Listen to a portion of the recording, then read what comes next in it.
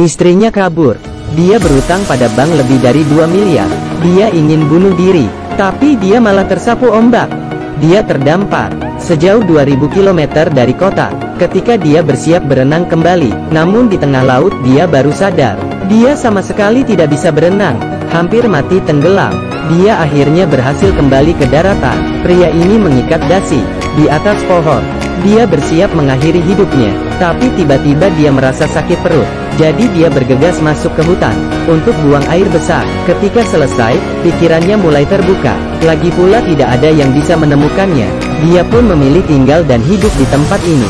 Hal pertama yang dia lakukan, belajar menyalakan api dengan cara kuno. Tapi setelah berusaha setengah hari, api itu tetap tidak bisa dinyalakan. Pria itu kemudian mengeluarkan korek api, lalu menyalakan rokok untuk buang stres. Dia hanya bisa makan jamur, tanpa peduli jamur itu beracun atau tidak. Dia langsung memakannya, minum seteguk air sungai kotor. Tidak peduli ada bakteri atau tidak, untuk meningkatkan kualitas hidupnya. Dia menarik sebuah perahu bebek, untuk dijadikan tempat tidurnya. Ketika dia menombak ikan, tapi dia malah menombak kakinya sendiri. Akhirnya dia kembali, mengambil jamur untuk dimakan. Untungnya ombak akan menyapu beberapa sampah ke daratan. Hari ini dia menemukan sebuah botol deterjen. Seketika dia mencuci kepalanya di sungai, lalu tanpa sengaja, dia melihat seekor ikan mati keracunan. Dan akhirnya dia bisa menyantap ikan panggang. Setidaknya lebih baik dari jamur mentah, dan tentunya lebih enak. Tapi ketika burung memakan tulang ikan, burung itu malah mati keracunan. Jadi keesokan harinya, dia bisa makan burung panggang. Dia secara bertahap mulai menikmati hidup seperti ini. Bahkan walaupun ada kapal yang lewat, dia akan segera bersembunyi, karena di sini tidak ada orang yang akan menagih hutang padanya. Tidak ada tekanan hidup. Sekarang dia tidak ingin lagi diselamatkan. Saat itu juga tiba-tiba dia menginjak sebuah plastik mie jajang. Dia yang setiap hari makan ikan, membuatnya mulai bosan.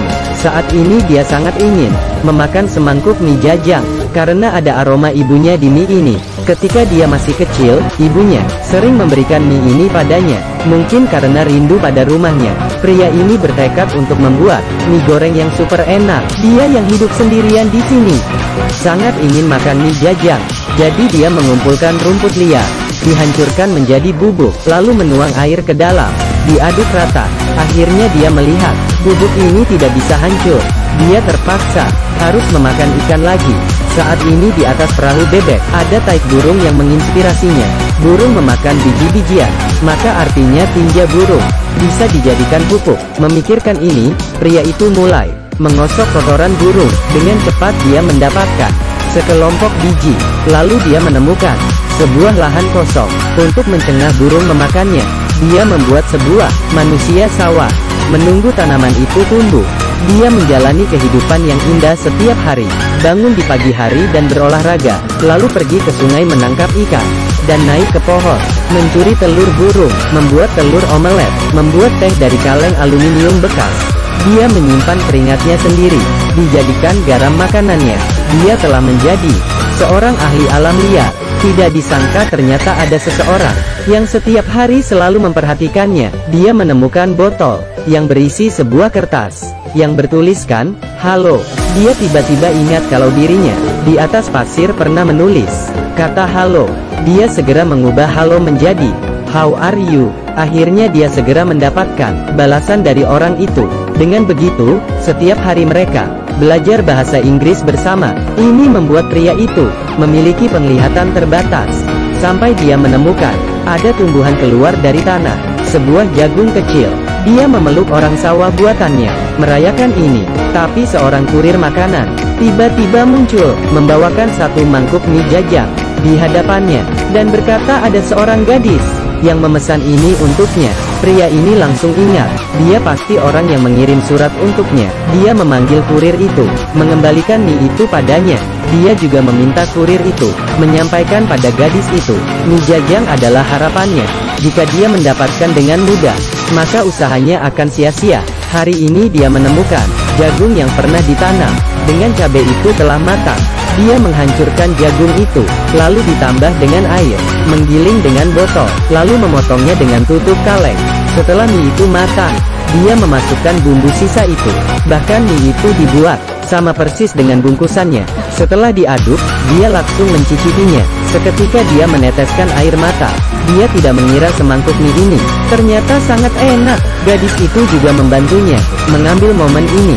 Bahkan dia juga ikut merasa senang. Tapi mengapa gadis ini ingin melakukan ini? Kamarnya memiliki setumpuk sampah, tapi dia selalu membersihkan keyboardnya. Dia selalu bangun jam 8 pagi, makan sekaleng 172 kalori, jagung kaleng. Dia mengambil kaleng sambil berjalan di tempat, membakar kalori, nyalakan komputer jam 9, mulai berselancar di internet. Memakan 456 kalori snack, melangkah 8,000 kali, kemudian nyalakan kipas angin, menghirup udara segar. Sekarang pukul 21:01, dia kembali ke lemari dan tidur.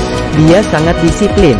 Sudah 3 tahun, dia tidak keluar dari ruangan ini. Komunikasi dengan ibu, juga melalui pesan teks. Tidak ada cahaya di kamarnya, hanya jika ada latihan pertahanan udara. Melihat tidak ada orang di jalan, dia baru membuka jendelanya, melihat dunia luar. Tapi saat itu juga dia menemukan, di pulau itu ada seseorang yang ingin bunuh diri. Gadis ini sangat penasaran. Dia mulai setiap hari memperhatikan pria itu. Dia melihat pria itu sangat penakut, tapi dia juga suka memanjat pohon, menggosok kotoran burung, bahkan setiap hari dengan teratur, mencuci kepalanya di sungai. Melihat sangat menyukai mie jajang. Hari ini ketika dia melihat ke pantai, dan melihat sebuah tulisan, kata hello. Apakah pria itu sedang menyapanya? Jadi dia merencanakan rute, menyelinap ke tepi sungai, lalu melemparkan botol itu. Akhirnya pria itu menerimanya, dan dia juga membalasnya. Dengan begitu keduanya saling membalas teks bahasa Inggris. Gadis itu bahkan sengaja memesan mie jajang, dan kurir itu ternyata sangat berpengalaman, menaiki perahu, menerobos jarak 2000 km, mengantarkan mie jajang ke pulau ini. Tapi akhirnya pria itu menolaknya. Terpaksa kurir itu berlayar kembali, membawa mie jajang itu ke gadis itu. Kalian berdua sedang bercanda ya? Apa yang dia katakan? Katanya mie jajang adalah harapannya.